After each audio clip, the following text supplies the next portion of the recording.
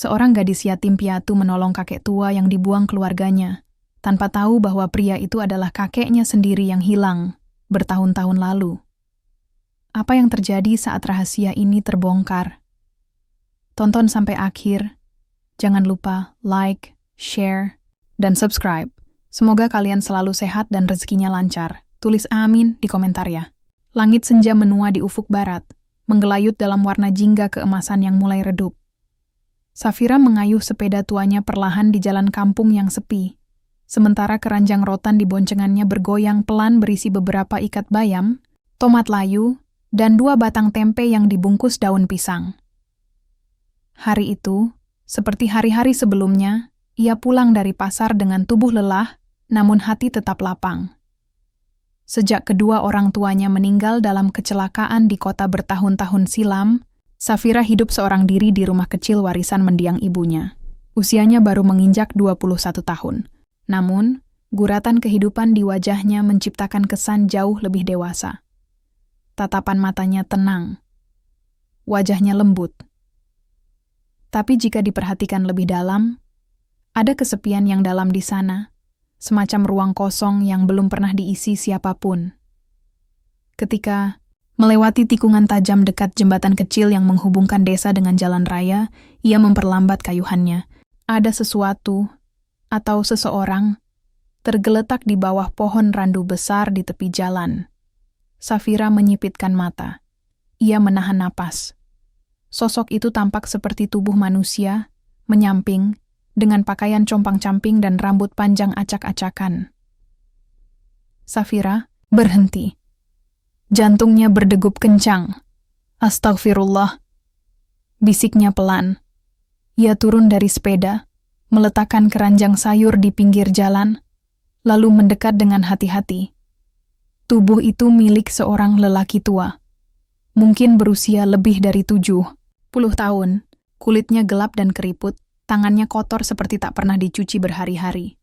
Bajunya robek di bagian dada, dan ada luka kecil di keningnya yang masih berdarah. Napasnya berat. Matanya terpejam, tapi bibirnya bergerak pelan seperti sedang mengigau. Safira mundur sedikit. Ia menoleh ke kanan dan kiri, berharap ada orang lain yang melihat. Tapi jalan itu sepi. Hanya suara jangkrik dan angin senja yang menemani. Beberapa menit ia berdiri di sana. Ragu. Bingung. Tak tahu harus bagaimana. Jangan bodoh, Fir. Gumamnya pada diri sendiri. Bagaimana kalau dia hanya pura-pura? Atau benar-benar orang gila? Namun detik berikutnya, ia melihat tubuh lelaki itu menggigil. Tangan kanannya mencoba meraih udara, seolah memohon bantuan. Atau sekadar berharap ada yang melihat. Dan detik itu juga, keraguan Safira runtuh. Dengan cekatan, ia melepas jaket lusuh yang dikenakannya, lalu meletakkannya di atas tubuh lelaki itu. Ia menepuk-nepuk pipinya pelan. Bapak. Dengar saya? Kakek kenapa? Bisa dengar suara saya? Tanyanya lirih. Tak ada jawaban. Hanya suara napas berat yang berdesah dari kerongkongan. Safira menggigit bibir. Ia tidak mungkin meninggalkan lelaki tua ini di pinggir jalan. Hari mulai gelap. Malam bisa datang kapan saja, dan binatang liar kadang turun dari hutan kecil di sebelah utara desa. Ia menoleh ke sepeda tuanya, lalu ke lelaki itu. Dengan penuh usaha, ia memapah tubuh yang lebih besar darinya itu. Berat. Sangat berat. Namun entah dari mana, kekuatan itu muncul. Mungkin dari rasa iba. Mungkin karena nurani. Atau mungkin karena hati kecilnya tahu bahwa lelaki ini bukan orang asing sepenuhnya. Butuh waktu hampir 1 jam, sebelum akhirnya Safira berhasil membawa lelaki tua itu ke rumahnya.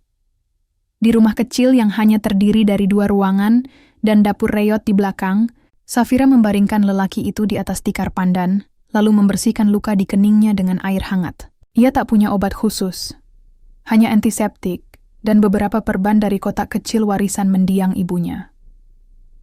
Ia menutup luka dengan kain bersih, lalu menyuapkan air putih perlahan ke mulut lelaki itu.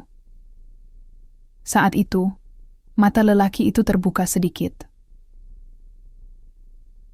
Mata yang sayu. Mata yang penuh kabut.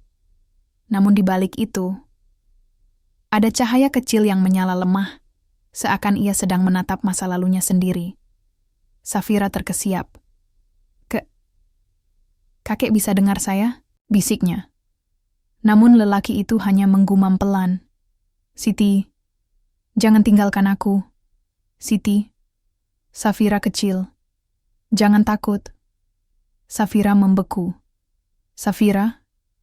Ia menatap lelaki tua itu lebih dalam. Rasa penasaran mulai merayap, perlahan, seperti kabut pagi, yang menjalari ladang sawah. Tapi ia menggelengkan kepala cepat-cepat.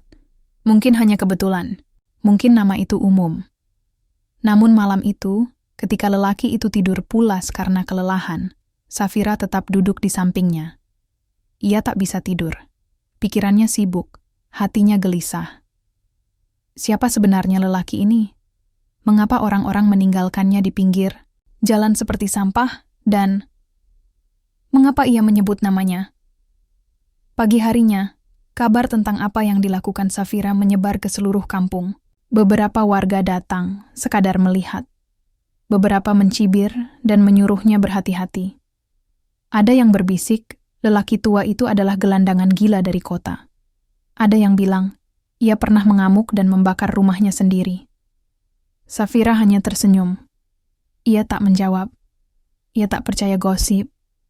Ia percaya pada apa yang ia lihat sendiri.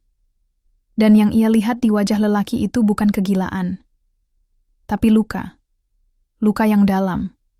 Luka yang tidak bersuara. Hari demi hari berlalu. Kakek Yadi, begitu ia mulai memanggilnya, mulai bisa duduk, mulai makan sendiri, tapi ia tetap tak banyak bicara. Hanya kadang-kadang, di malam hari ia mengigau, menyebut nama, menangis dalam tidur. Kadang tertawa sendiri seperti anak kecil. Namun dari semua hal aneh itu, satu hal yang paling membuat Safira tak bisa mengalihkan pikirannya. Setiap kali ia menyebut nama Safira, lelaki tua itu akan tersenyum samar, seperti mengenang sesuatu, atau seseorang. Hari-hari berlalu seperti aliran sungai yang tenang, namun di bawah permukaannya menyimpan arus yang deras dan tak terduga. Sejak kedatangan kakek Yadi, suasana rumah kecil Safira berubah. Rumah yang biasanya sunyi, kini dipenuhi bunyi langkah, kaki tua yang tertatih, batuk pelan yang datang di malam hari, dan suara air mengalir dari ember mandi yang dituangkan dengan hati-hati oleh tangan keriput yang mulai pulih. Namun, meski tubuhnya mulai membaik, pikiran lelaki tua itu tetap tersekat oleh dinding masa lalu. Ia jarang bicara, hanya diam menatap keluar jendela, seperti sedang menunggu sesuatu yang tak kunjung datang. Safira tidak keberatan. Ia memang bukan orang kaya, bahkan kadang harus mengikat perut dengan air putih dan sepotong roti keras. Tapi hatinya luas. Lebih luas dari ruang tamu kecil yang hanya dihiasi taplak meja lusuh dan rak buku dari kayu bekas. Setiap pagi, ia menyeduhkan teh hangat untuk kakek Yadi, menyuapi nasi jika lelaki itu enggan makan, dan mengganti pakaian lusuhnya dengan baju ayahnya yang masih tersimpan rapi di lemari. Namun, di balik semua rutinitas itu, ada satu hal yang mengusik hatinya. Kakek Yadi tak pernah menyebut namanya secara langsung saat sadar. Hanya dalam igauan, dalam mimpi-mimpinya yang pilu, nama Safira meluncur dari bibirnya. Itu pun dengan nada getir, seolah menyimpan kerinduan atau rasa bersalah yang tak terungkap. Pagi itu, Safira duduk di beranda, menjemur cucian, sambil memandangi lelaki tua yang duduk diam di kursi bambu. Kakek Yadi menatap langit, matanya menyipit karena cahaya matahari yang mulai meninggi. Ucap Safira pelan. Kakek dulu tinggal di mana? Tak ada jawaban. Kakek masih ingat namanya siapa? Tanyanya lagi. Kali ini dengan suara lebih lembut. Lelaki itu menoleh. Pandangannya kosong, tapi kemudian perlahan, ia membuka mulut. Yadi, gumamnya lirih, seperti suara daun jatuh. Safira tertegun. Itu pertama kalinya lelaki itu menyebut namanya sendiri dengan jelas. Yadi, ulang Safira. Yadi siapa, kek? Namun lelaki itu kembali diam. Pandangannya kembali ke langit. Lalu, ia menggumam pelan. "Siti, di mana kamu, Siti?" Safira menggigit bibirnya. Lagi-lagi nama baru. Ia mencatatnya di kepala. Siti. Siapa Siti? Malam harinya hujan turun deras. Atap rumah Safira bocor di beberapa titik. Tapi gadis itu sudah terbiasa. Ia meletakkan baskom dan ember di sudut-sudut strategis. Sementara kakek Yadi duduk di dekat tungku, memandangi api kecil yang menyala. Tiba-tiba, lelaki itu bicara. Anak itu takut gelap. Safira menoleh. Ia menghampiri, duduk di sampingnya. "Anak siapa, kek?" Kakek Yadi menatap api, lalu bergumam, "Cucuku, waktu kecil. Kalau mati lampu dia selalu lari ke pelukanku. Bilang, 'Kek, jangan tinggalin aku.'" Suara itu serak, penuh luka, penuh rindu. Safira merasakan sesuatu menyesak di dadanya. "Siapa nama cucu kakek?" Tanyanya pelan. Kakek Yadi diam, lalu menjawab, "Safira." Dunia Safira berhenti, berputar. Hujan masih deras. Tapi suara itu, nama itu, terdengar lebih keras dari suara guntur di luar sana. Keesokan harinya, Safira memberanikan diri pergi ke kantor kelurahan. Ia menemui Pak Raji, petugas arsip yang sudah puluhan tahun bekerja, menyimpan data warga kampung dan sekitar. Ia bercerita bahwa ia sedang membantu lelaki tua yang ditemukan di jalan, dan ingin tahu apakah ada data warga lama bernama Yadi. Pak Raji mengernyit, membuka map coklat dari lemari arsip yang berdebu. "Yadi, ya?" Gumamnya sambil membalikkan. Beberapa lembar. Setelah beberapa saat, ia menunjuk satu nama. "Ini dia, Yadi bin Rahman. Lahir di kampung Cempaka, istrinya Siti Maryam. Anak mereka ada 2, salah satunya Nuraini." Safira menelan ludah. Nuraini adalah nama ibunya. Tangannya bergetar saat membaca lembaran itu. Di kolom terakhir tertulis keterangan. Hilang sejak tahun 2008. Diduga mengalami gangguan jiwa setelah ditinggal istrinya. Tidak ditemukan hingga saat ini. Safira nyaris tidak bisa berdiri. Kakek Yadi adalah ayah dari ibunya? Berarti lelaki tua itu adalah kakeknya sendiri?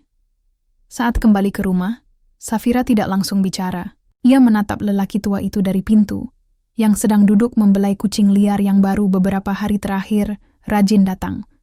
Raut wajah lelaki itu tenang, seolah ia tahu kebenaran akan segera terbuka. Safira mendekat perlahan.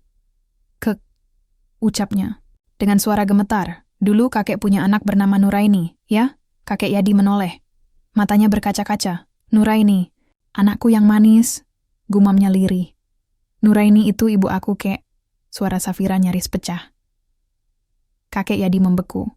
Safira melanjutkan, "Aku, Safira, anak dari Nuraini." Butuh beberapa detik sebelum air mata jatuh dari sudut mata kakek. "Yadi." "Allah," bisiknya lirih. Aku nggak gila, Fira. Aku cuman dibuang, karena mereka malu punya ayah tua yang kehilangan arah." Safira memeluk lelaki itu erat. Hujan kembali turun, tapi kali ini bukan dari langit, dari mata 2 insan yang selama ini berjalan dalam kesepian masing-masing. Malam itu, rumah kecil itu bukan lagi rumah tanpa nama. Malam itu, untuk pertama kalinya, mereka tidur dalam damai, bukan sebagai orang asing, tapi sebagai keluarga yang terluka, tapi perlahan sembuh bersama. Sejak hari itu, pagi-pagi yang datang di rumah kecil Safira tak lagi terasa sepi. Setiap matahari muncul dari balik pepohonan pisang di belakang rumah, suara ketel mendesis dan aroma teh melati menguar dari dapur. Kakek Yadi duduk di kursi rotan, tuanya, menatap halaman kecil yang kini tampak lebih hidup. Ia tak lagi memanggil Safira dengan nama asing. Kini, panggilannya lembut dan penuh makna. "Fira, airnya udah hangat belum?" Atau "Fira, kucingmu itu tadi nyuri ikan asin di meja." Safira tertawa ringan. Rasanya aneh, bahagia dan nyeri bercampur menjadi satu. Ia memang telah menemukan ikatan yang selama ini hilang. tapi juga menyadari bahwa mereka telah kehilangan terlalu banyak waktu. Waktu yang tak bisa dikembalikan. Setiap hari, mereka mulai membangun kisah dari awal. Kakek Yadi mulai bercerita sedikit demi sedikit, walau kadang tertatih oleh ingatan yang bolong-bolong. Ia bercerita tentang masa mudanya sebagai tukang kayu di kota. Tentang cintanya pada Siti, nenek Safira, yang selalu menyanyikan lagu Jawa kuno sebelum tidur. Tentang Nuraini, anak sulungnya yang sangat ia banggakan. Dan tentang hari-hari kelam saat ia kehilangan semuanya. Saat Siti meninggal, aku nggak kuat, Fira. Bisiknya suatu malam saat mereka duduk berdua di depan tungku. Aku jalan kaki kemana-mana, nggak tahu arah. Nuraini sudah menikah, tinggal di rumah suaminya. Tapi aku merasa cuma jadi beban. Lalu orang-orang mulai menjauh. Ada yang bilang aku gila. Lalu aku benar-benar percaya bahwa aku memang tidak waras. Safira menggenggam tangan kakeknya, erat. Kakek bukan gila. Kakek cuma terlalu sendiri. Kakek Yadi tertawa kecil, tapi air mata mengalir di pipinya. Hari-hari mereka yang damai mulai menarik perhatian warga kampung. Awalnya banyak yang mencibir. Beberapa masih menganggap Safira bodoh karena merawat orang gila. Tapi ketika mulai menyadari bahwa lelaki tua itu ternyata ayah dari almarhumah Nuraini, sosok yang pernah sangat dihormati di desa itu, mereka mulai berubah. Namun tak semua tetangga ramah. Salah satunya adalah Bu Rukiem, istri ketua RT, yang selalu merasa paling benar. Safira itu polos, kasihan. Bisiknya kepada tetangga saat arisan. Mana bisa dia urus orang tua begitu? Dia sendiri aja hidupnya pas-pasan. Omongan seperti itu sampai juga ke telinga Safira. Tapi Safira tidak menanggapi. Ia memilih diam. Karena bagi Safira, kebahagiaan tidak perlu dibuktikan lewat omongan orang lain. Ia bisa melihatnya setiap pagi dari mata kakek Yadi yang kini penuh cahaya. Ia bisa merasakannya saat tangan tua itu memegang pergelangan tangannya ketika berjalan ke warung. Namun, di balik ketenangan itu, bahaya sedang mengintai diam-diam. Pada suatu malam, ketika hujan kembali turun deras, terdengar suara ketukan keras di pintu rumah Safira. Pukul 8 malam lewat. Jarang ada orang datang ke rumah sekecil itu malam-malam. Safira membuka pintu dengan ragu. Di baliknya, berdiri 2 orang pria asing dengan jas hujan dan topi lebar yang menutupi wajah. Sore, Mbak. Kami dari Yayasan Sosial Kota. Mendapat laporan ada orang tua terlantar di rumah ini. Kami mau bantu bawa beliau ke panti asuhan lansia. Safira tertegun. Kami nggak butuh bantuan panti. Beliau bukan orang asing. Beliau kakek saya, jawabnya tegas. Salah satu dari mereka menyipitkan mata. Oh, begitu ya. Tapi, bukankah beliau dulu pernah dianggap menghilang dan dikabarkan mengalami gangguan jiwa? Kakek saya baik-baik saja sekarang. Suara Safira mengeras. Kakek Yadi muncul dari balik pintu. Wajahnya pucat. Salah satu pria itu menatapnya tajam, lalu bergumam, Pak Yadi, saya pernah lihat Bapak di rumah sakit jiwa kota 12 tahun lalu. Ingat saya? Kakek Yadi mundur 1 langkah. Tangan Safira langsung menggenggam bahunya. Kalau kalian nggak diundang, lebih baik pulang, kata Safira dingin. Akhirnya, kedua pria itu pergi. Tapi sebelum mereka berbalik, salah satunya sempat berkata pelan. Kadang, orang gila pun bisa membahayakan, bahkan untuk keluarga sendiri. Safira menutup pintu, tapi kata-kata itu menggantung di udara dan menancap di hatinya. Sejak kejadian itu, kakek Yadi menjadi murung. Ia mulai jarang bicara lagi. Bahkan beberapa kali ia menghindari tatapan mata Safira. Kayak, mereka itu cuma orang luar. Mereka nggak tahu kita, kata Safira, mencoba menenangkan. Namun kakek Yadi justru menunduk. Mungkin mereka benar. Aku dulu pernah kehilangan akal, Fira. Aku pernah teriak di pasar, pernah dilempar batu karena marah-marah di masjid. Mungkin aku memang pernah membahayakan orang. Safira tak tahu harus menjawab apa. Karena sebagian dari cerita itu baru ia dengar kali ini. Beberapa malam kemudian Safira bermimpi aneh. ia melihat rumahnya terbakar. Ia melihat ibunya, Nuraini, menangis sambil memeluk seorang lelaki tua. Dan di ujung mimpi itu, ibunya berkata, "Vira, jangan takut dengan kebenaran, tapi hati-hati. Karena tidak semua kebenaran bisa diterima semua orang." Safira terbangun dengan napas tersengal. Hatinya diliputi firasat buruk. Ada sesuatu yang belum ia ketahui sepenuhnya. Ada rahasia yang masih tersembunyi di balik luka kakek Yadi. Angin bulan itu berembus dingin, seperti menyimpan bisikan rahasia dari masa lalu. Safira duduk di pojok kamar dengan lutut ditekuk, menatap sebuah kotak kayu tua yang baru saja ditemukan di loteng rumah. Loteng itu dulunya milik ayahnya, tempat menyimpan barang-barang lama yang tak sempat dibersihkan sejak kepergiannya 5 tahun silam. Kotak itu tertutup debu dengan pengait berkarat dan kunci yang sudah longgar. Di atasnya tertempel label usang bertuliskan, "Jangan dibuka sembarangan." Tulisan tangan itu khas. Safira tahu betul, itu tulisan ibu. Ia menelan ludah. Rasa penasaran dan keraguan bertarung dalam pikirannya. Tapi ingatan tentang mimpi ibunya semalam masih membekas kuat. Kalimat itu terngiang lagi di telinganya. Jangan takut dengan kebenaran, tapi hati-hati. Karena tidak semua kebenaran bisa diterima semua orang. Dengan jemari gemetar, ia membuka kotak itu perlahan. Di dalamnya tersusun rapi beberapa lembar foto tua, surat-surat, dan satu buku catatan kulit berwarna coklat pudar. Salah satu foto memperlihatkan seorang pria muda, berseragam tukang kayu dengan senyum lebar, kakek Yadi saat muda. Di sampingnya seorang wanita berhijab dengan mata teduh. Jelas itu Nenek Siti.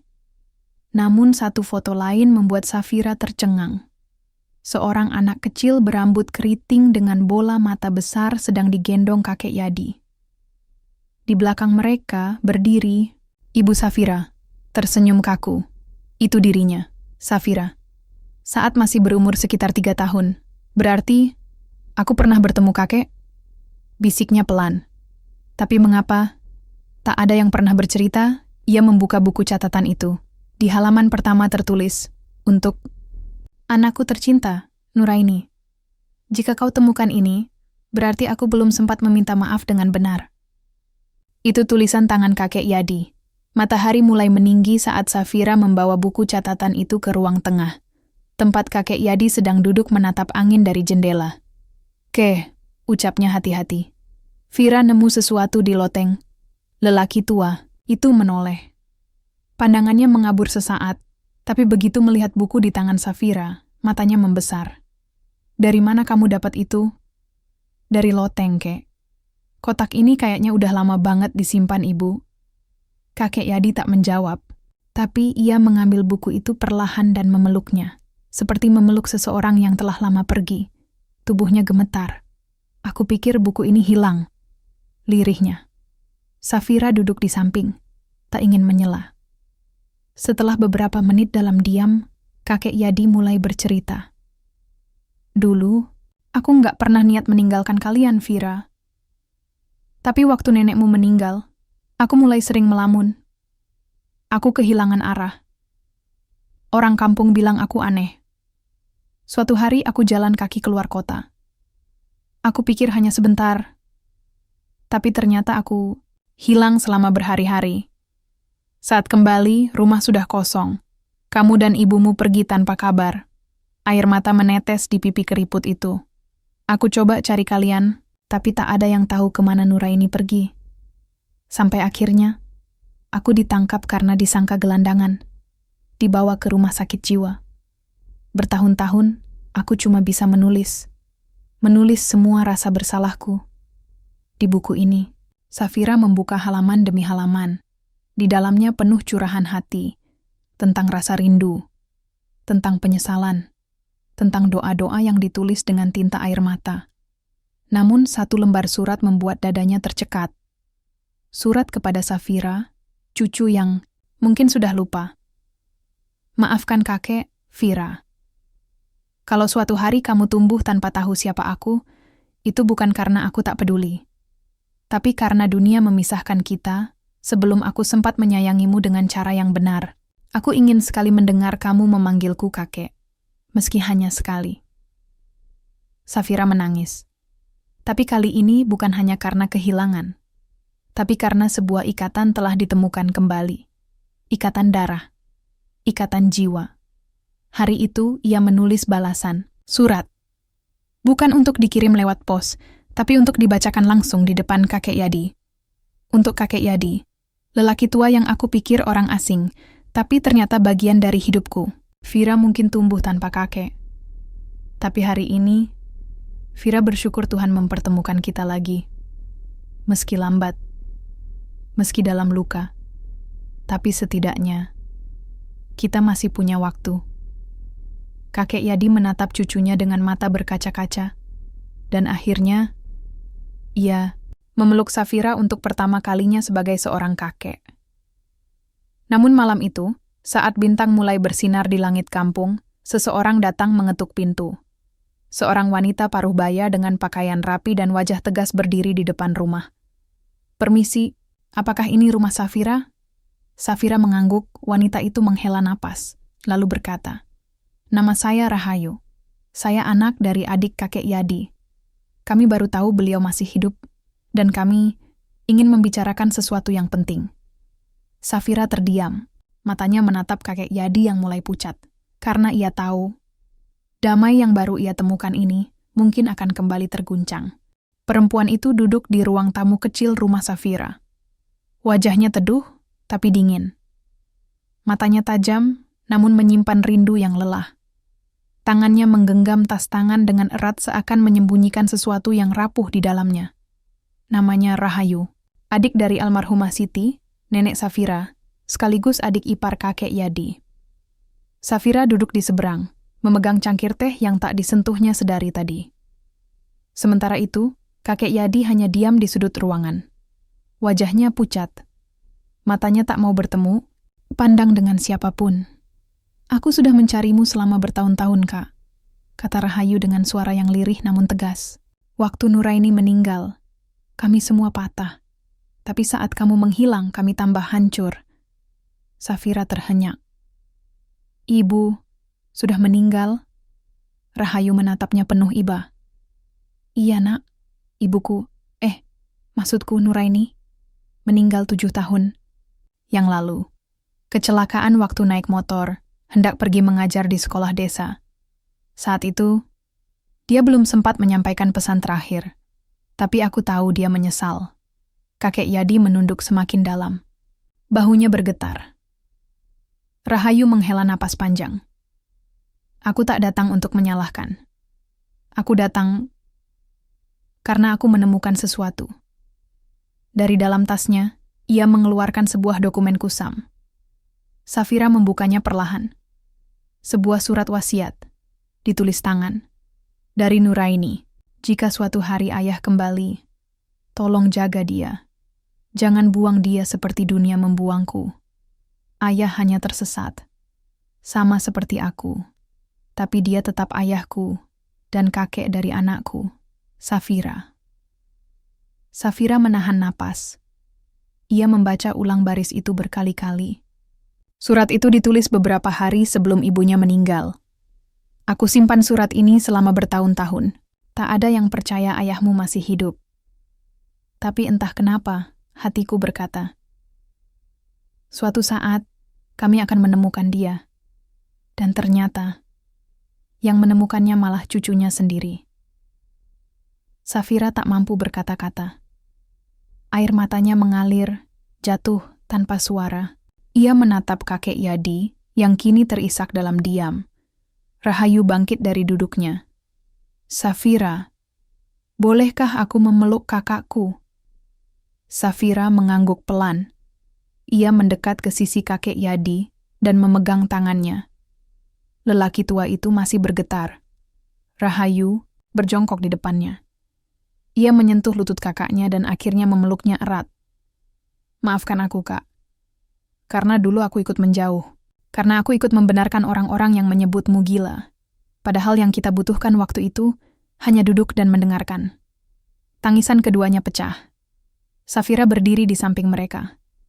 Memandang dua jiwa yang akhirnya dipertemukan kembali.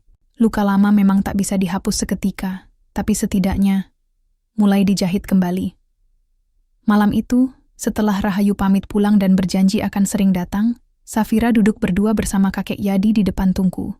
Api kecil menyala hangat. Tapi suasana hati mereka tetap berat. Ujar Safira pelan. Kenapa dulu ibu nggak pernah cerita soal kakek? Bahkan satu pun, tidak pernah. Kakek Yadi menatap api. Karena dia terluka, Fira.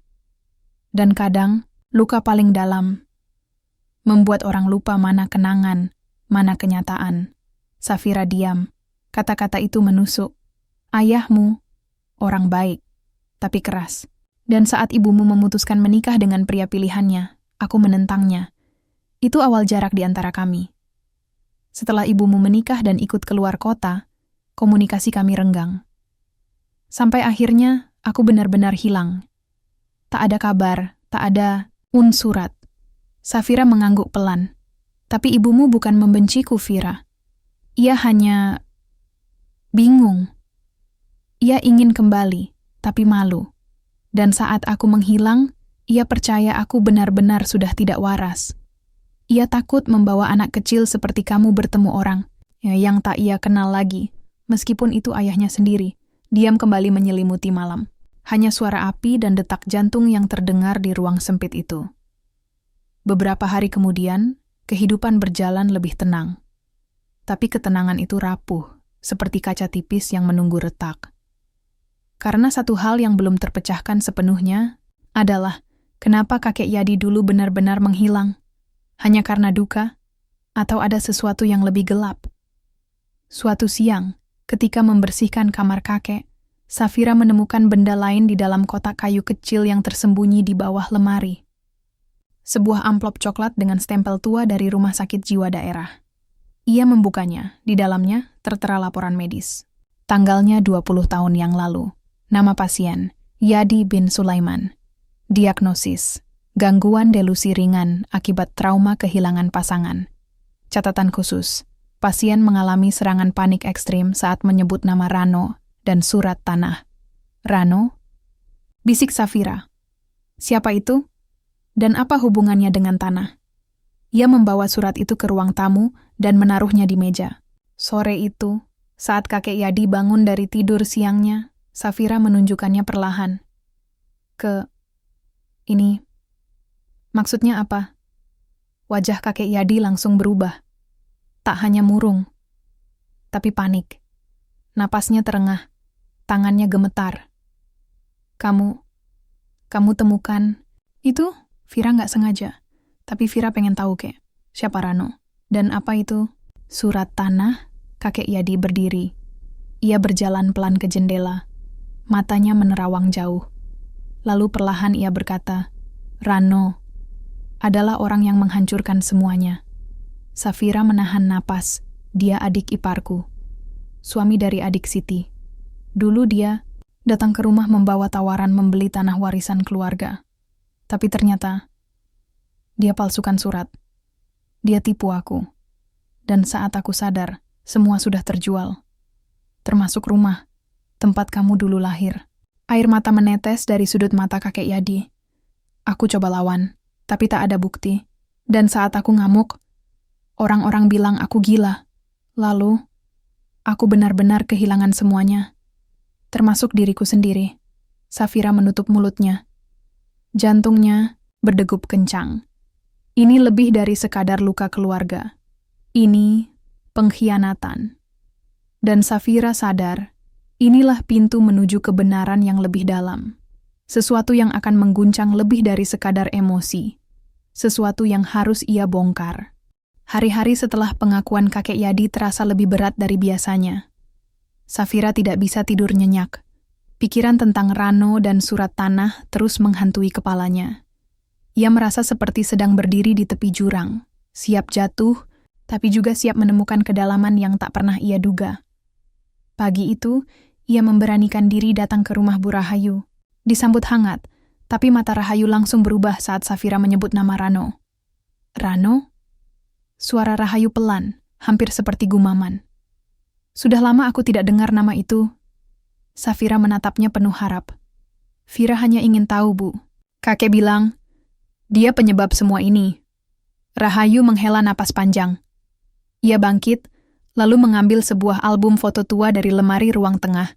Dari sela-sela halaman, ia menarik keluar sebuah potret pria berusia sekitar 30 tahun, dengan senyum lebar, namun mata yang tajam.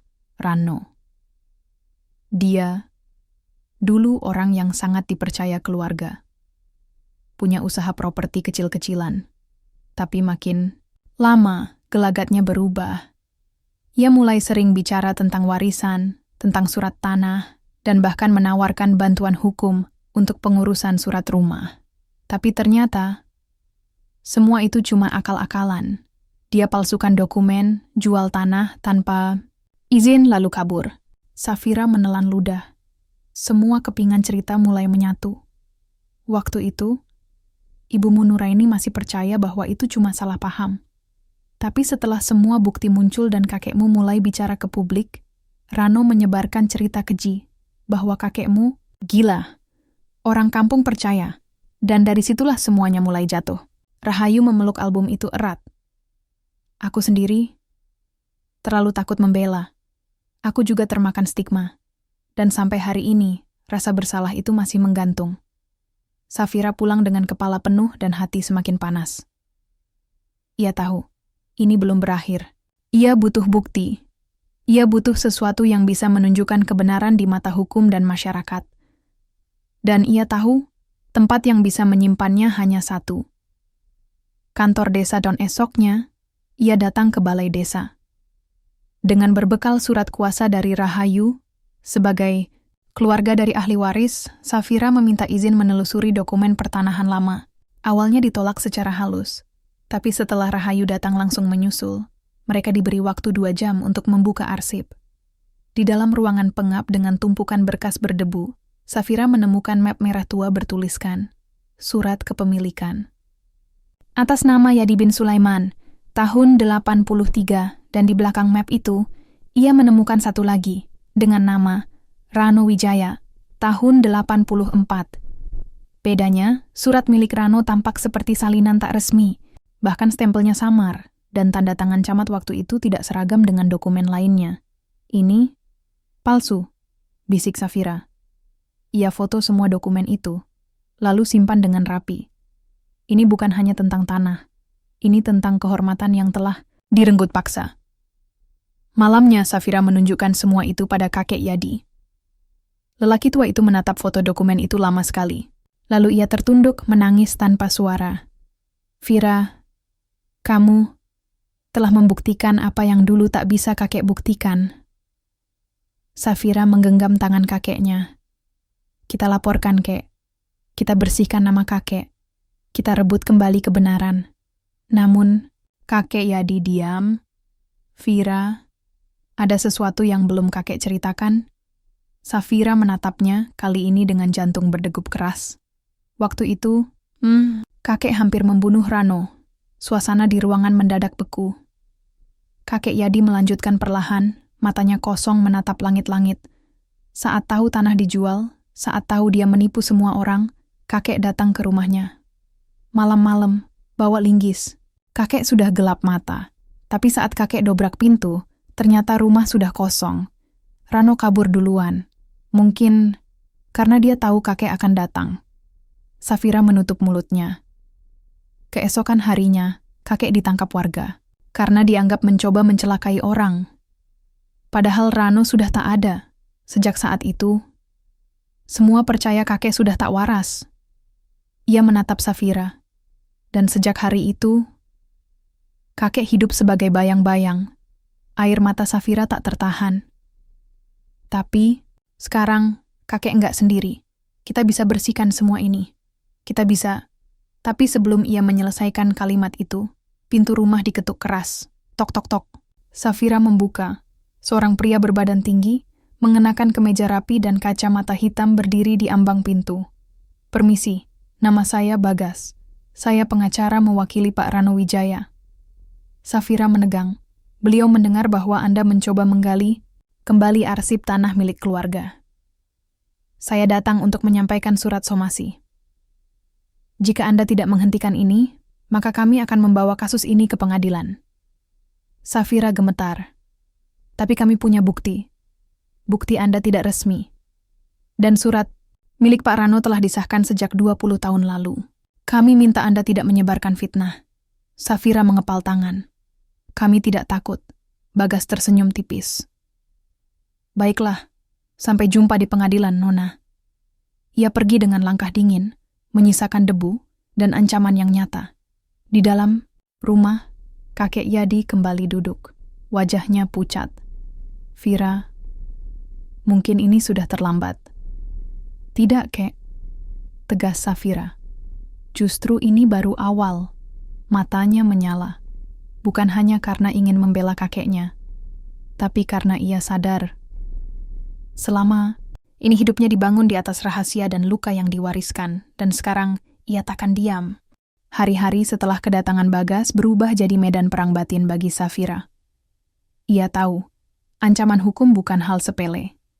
Tapi di sisi lain, jika ia mundur sekarang, maka nama baik kakeknya akan selamanya tercatat sebagai bagian dari sejarah yang dipalsukan. Rahayu menyarankan agar mereka menenangkan diri dulu. Kalau kamu lawan mereka sekarang, tanpa kekuatan hukum yang cukup, kamu bisa kalah, ucap Rahayu saat mengunjungi rumah Safira malam itu. Rano orang licik, dia mungkin sudah siapkan segalanya dari jauh hari, bahkan mungkin punya kenalan di pengadilan. Safira menunduk, mengepalkan tangan. Tapi kalau kita diam, Bu, mereka akan terus pikir mereka menang. Makanya bukan diam, tapi persiapkan.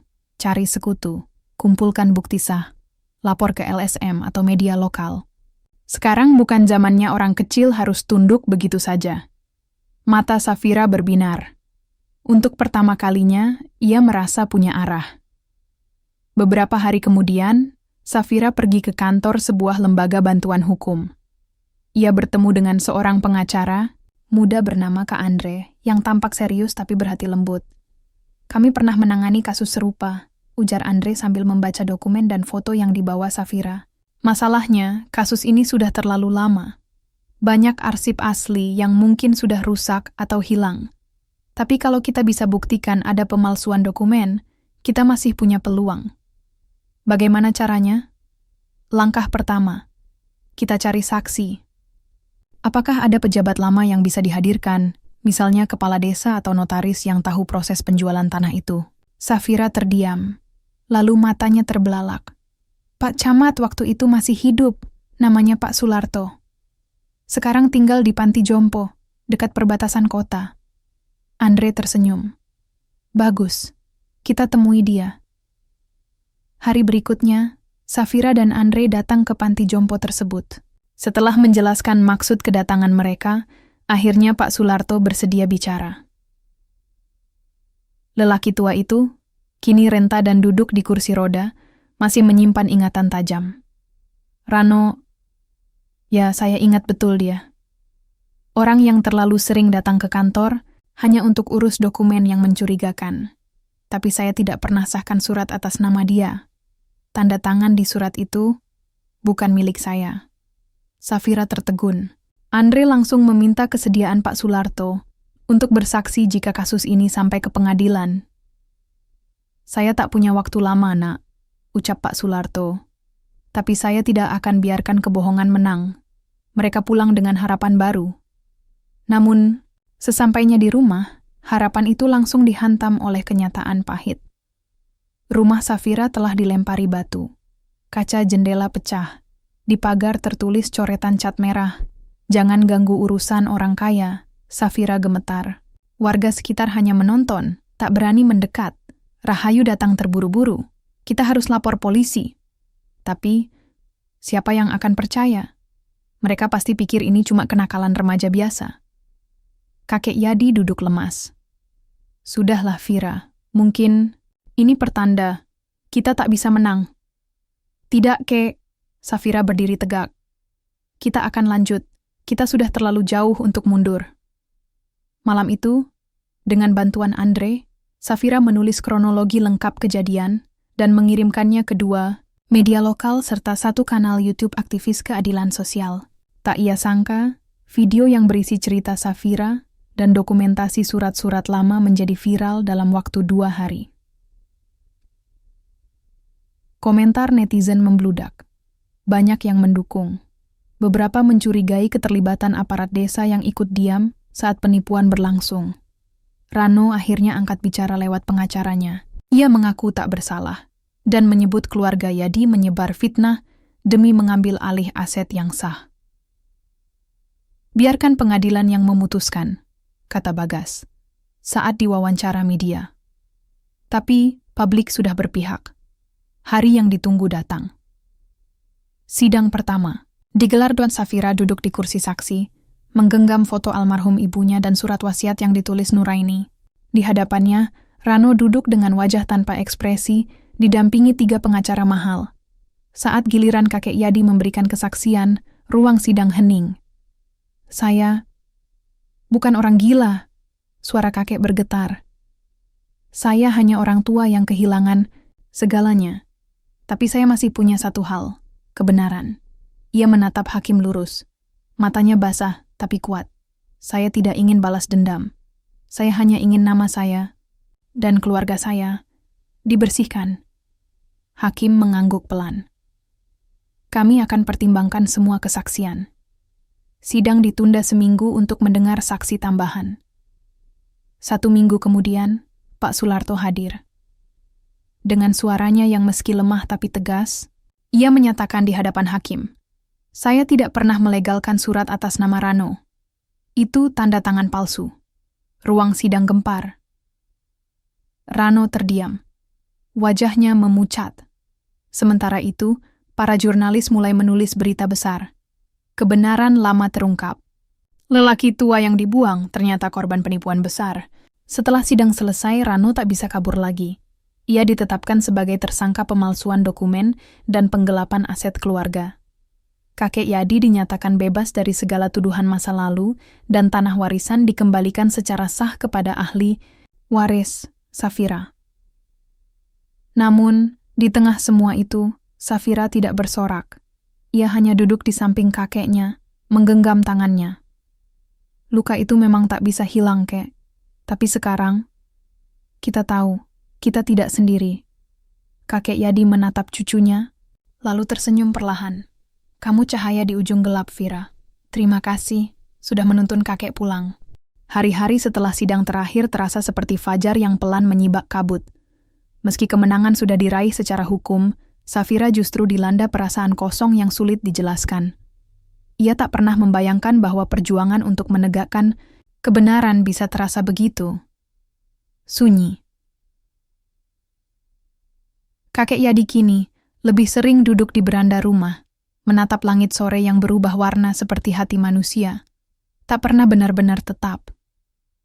Luka masa lalu memang belum sepenuhnya sembuh, tapi setidaknya sekarang ia bisa bernapas tanpa rasa malu menempel di pundaknya. Vira, suara kakek pelan, sore itu. Apa kamu benar-benar ikhlas menerima kakek? Meski semua ini menyakitkan. Safira menghela napas, lalu duduk di sebelahnya. Kalau Vira tidak ikhlas, kakek pasti sudah ditinggalkan sejak dulu. Tapi kakek tahu, yang paling sakit bukan karena kakek dibuang, tapi karena selama ini Vira hidup tanpa tahu siapa dirinya sendiri. Kakek Yadi menunduk. Maafkan kakek. Dunia saat itu terlalu kejam untuk bisa menjelaskan semuanya. Safira menatap pohon mangga yang dulu ditanam ibunya. Kini batangnya tinggi, daunnya rimbun, tapi tetap tumbuh diam, meski hujan dan panas berganti.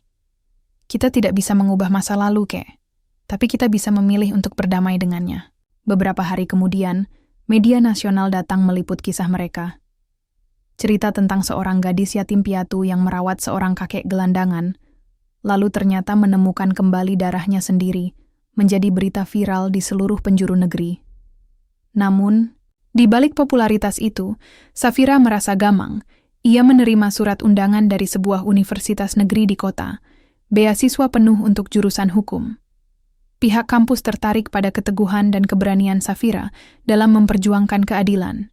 Ia bahagia, tapi juga takut meninggalkan kampung, meninggalkan kakek, meninggalkan semua luka yang perlahan mulai berubah jadi pelukan. Rahayu mengunjungi mereka dan membawa sepiring getuk hangat. Kamu harus pergi, Vira. Dunia butuh orang sepertimu. Bukan hanya untuk keluargamu, tapi untuk semua yang tak bisa bicara. Safira menggenggam tangan Rahayu. Tapi, bagaimana dengan kakek? Kakek Yadi menjawab lebih dulu. Kakek sudah tua, Vira. Tapi sekarang, kakek tak lagi sendiri. Ada Bu Rahayu, ada warga yang sudah sadar. Kamu telah mengubah cara mereka memandang. Safira menangis pelan. Ia tahu, inilah saatnya. Seminggu kemudian, saat mentari pagi menyinari genteng rumah yang mulai keropos, Safira berdiri dengan ransel di punggung dan hati yang penuh ragu. Kakek Yadi memeluknya erat. Lama. Seperti tak ingin melepas. Kamu harus pergi untuk pulang sebagai perempuan yang lebih kuat, bisik kakek. Vira akan kembali, kata Safira. Dan suatu hari nanti, Vira akan bangun rumah yang benar-benar disebut rumah. Untuk semua yang pernah kehilangan. Kakek tersenyum. Rumahmu selalu ada di sini. Di dalam bus menuju kota, Safira duduk di dekat jendela. Ia memejamkan mata, mengulang semua kenangan.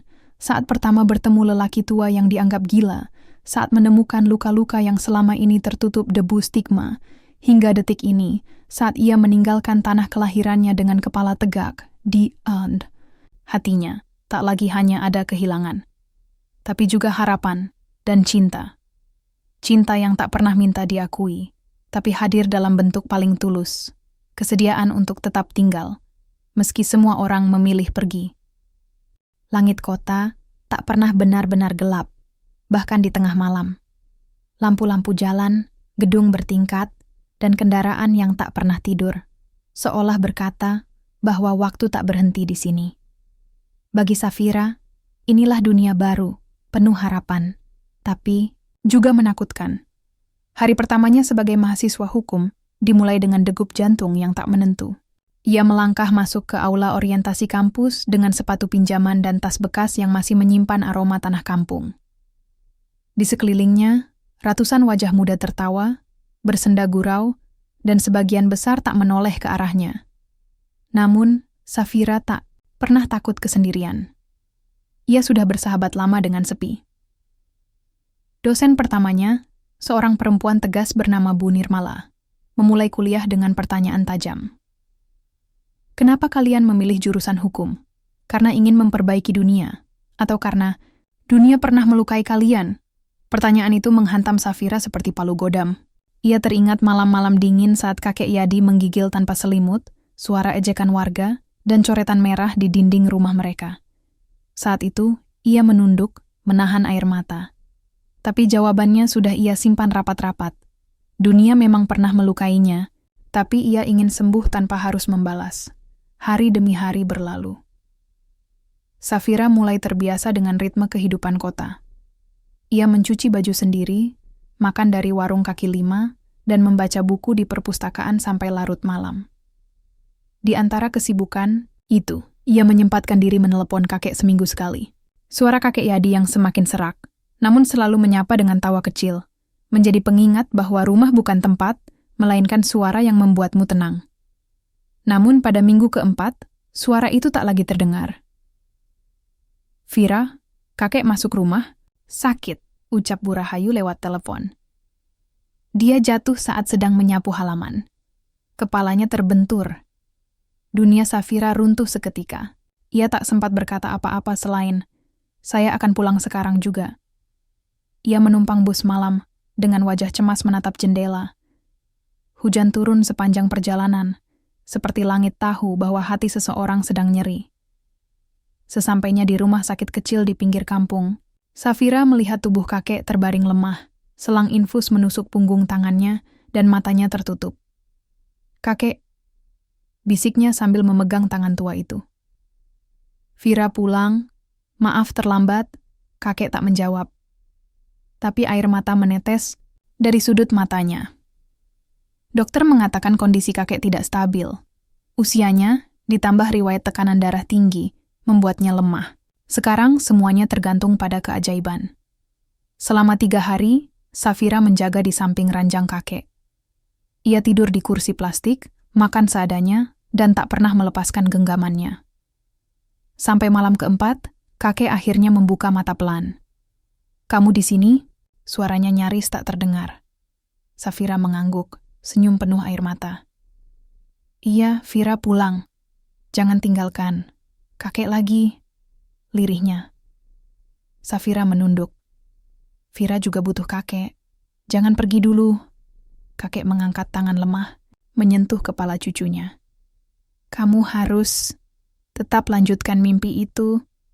Dunia butuh kamu." Di tengah rasa sakit dan ketakutan akan kehilangan, Safira dihadapkan pada dilema. Kembali ke kota dan melanjutkan beasiswa, atau tetap di kampung untuk menjaga satu-satunya keluarganya yang tersisa. Rahayu memberi pilihan yang tak menghakimi. "Kalau kamu kembali ke kota, itu bukan berarti meninggalkan kakek. Tapi kalau kamu tetap di sini, pastikan kamu tidak mengorbankan mimpimu karena rasa bersalah." Safira terdiam. Untuk pertama kalinya dalam hidup, ia merasa semua pilihannya salah, karena keduanya menyakitkan. Malam itu, saat bulan menyelinap di balik awan dan suara jangkrik mengisi keheningan, Safira menulis surat panjang. Ia letakkan di meja sebelah ranjang kakek, lalu duduk lama di luar bangsal, menatap bintang-bintang. Hatinya tak mampu memilih. Tapi ia tahu pagi akan tetap datang. Dan ketika itu tiba, ia harus berjalan ke arah yang ia yakini. Meski dengan langkah gemetar, pagi itu langit kampung berwarna pucat, seolah ragu untuk menyambut mentari. Safira duduk di samping tempat tidur kakek, memandangi wajah Renta yang tertidur lelap. Di tangannya, sebuah surat sudah diselipkan sejak malam sebelumnya. Isinya adalah perpisahan, bukan karena ingin pergi, tapi karena harus melangkah. Namun sebelum sempat ia benar-benar beranjak meninggalkan ruangan, suara pelan membuat langkahnya tertahan. "Vira, jangan menangis lagi." Safira menoleh. Mata kakek Yadi terbuka, redup tapi jernih. Ada senyum kecil yang selama ini dirindukan, tergurat di bibirnya. Kakek sadar, tangis Safira pecah. Kakek mengangguk lemah. Kakek hanya tidur, bukan pergi. Safira menggenggam tangan itu erat. Vira pikir sudah kehilangan lagi. Vira tidak siap, kek. Kakek hanya tersenyum. "Kamu sudah siap jauh sebelum kamu tahu. Hati yang mencintai selalu punya kekuatan untuk bertahan." 2 minggu kemudian, keadaan kakek Yadi membaik perlahan. Ia diperbolehkan pulang, meski harus dengan bantuan tongkat dan rawat jalan. Rumah mereka kembali hidup. Bukan karena besar atau megah, tapi karena tawa dan diamnya tak lagi menyimpan luka. Safira memutuskan sesuatu yang penting. Ia akan melanjutkan kuliah, namun tak akan tinggal di kota. Ia mengurus izin untuk mengikuti kuliah daring dari kampung, dan pihak kampus menyetujui setelah mendengar cerita perjuangannya. Ia juga mulai menulis. Kisahnya bersama kakek Yadi ia tuangkan dalam tulisan panjang yang kemudian dimuat di media lokal. Judulnya, Yang Dibuang Tapi Tidak Hilang. Tulisan itu menyebar cepat. Banyak pembaca tersentuh, dan beberapa organisasi sosial mulai datang membantu. Memperbaiki rumah, menyediakan kebutuhan medis untuk kakek, dan bahkan membuka kelas hukum komunitas yang diasuh langsung oleh Safira. Suatu sore, kakek duduk di bawah pohon mangga sambil memandangi Safira yang tengah mengajar anak-anak kampung mengenal hukum sederhana tentang hak, keadilan, dan keberanian bersuara. Dia bukan lagi anak kecil yang rapuh, gumam kakek, matanya berkaca-kaca. Rahayu tersenyum dari jauh. Karena dia lahir dari luka dan tumbuh dari cinta. Tahun itu berlalu seperti pelukan yang tak ingin dilepas. Dan pada suatu pagi yang cerah, Safira mengenakan toga sederhana, berdiri di halaman rumah bersama kakek Yadi dan warga kampung. Kampus mengadakan wisuda keliling untuk para mahasiswa inspiratif. Safira adalah salah satunya. Ketika namanya dipanggil, ia maju dengan mata berkaca-kaca, menerima ijazah dari rektor yang datang langsung. Tapi ijazah ini milik kakek, kata Safira saat diwawancara. Karena jika tidak dibuang, aku mungkin tak pernah tahu siapa aku sebenarnya. Malam itu, sebelum tidur, kakek berkata pelan, "Kamu tahu, Fira, rumah bukan tempat, tapi orang yang menunggumu pulang, meski mereka sendiri pernah tersesat." Safira memeluknya. Dan cinta bukan sekadar kata, tapi segala yang kita pertahankan, meski dunia memintanya hilang. Di luar jendela, bulan bersinar penuh. Tak ada lagi luka. Tak ada lagi pertanyaan tentang kenapa. Hanya rasa syukur bahwa mereka saling menemukan pada saat yang paling tepat dan cerita pun usai. Tapi cinta mereka tidak.